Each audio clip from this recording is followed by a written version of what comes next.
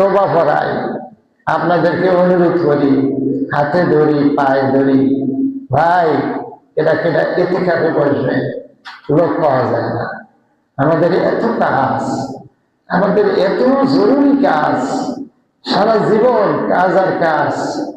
আমার এই মূল্যবান জীবনটা যে মালিক দিচ্ছেন, তার জন্য শুধু 10টা দিন বের করতে পারি না, কোনোভাবেই আমার বের হয় না।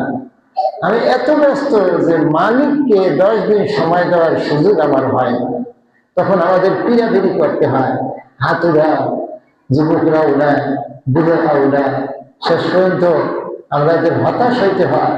ওই গত বছর যেই বুড়ায় মনে করেন যে বসলে উঠতে পারে না, উঠলে বসতে পারে না, মাজা ব্যথা, প্রত্যেক বছর যে বুড়ায় বয়, এই বছরে এই বুড়ারই কপালে আছে জয়নুল মসজিদে বলব।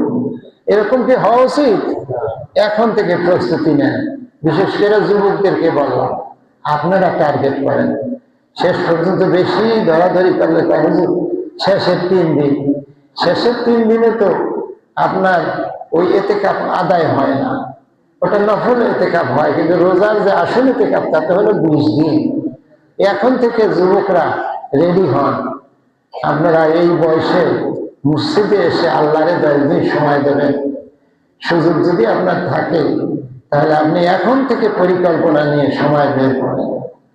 আর এভাবে করে আমরা রোজাকে গ্রহণ করার জন্য মানসিকভাবে, শারীরিকভাবে, ও আর যদি রোগশোক কিছু থাকে রোজার আগে সারা ডাক্তারের কাছে যান, প্রেসক্রিপশন নেন, ওষুধ গ্রহণ করেন।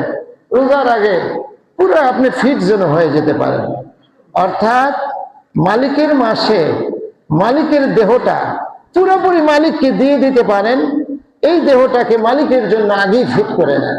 এটা হলো রোজা প্রস্তুতি।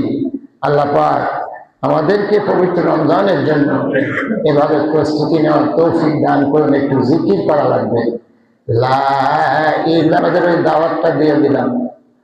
রোজা শুরু হওয়ার আগের দিন আসরের রক্ত, আসরের নামাজ এই মসজিদে পড়বেন। এই মসজিদে পড়বেন, বুড়া জোয়ান শিশু সবাইকে নিয়ে আসবেন, আপনিও আসবেন। আসর পইরা রোজার এই মহল্লাবাসীকে সচেতন এবং সজাগ করার জন্য, রোজা যে আইছে এই সংবাদটা পৌঁছে দেওয়ার জন্য আমরা একটা সচেতনমূলক মিছিল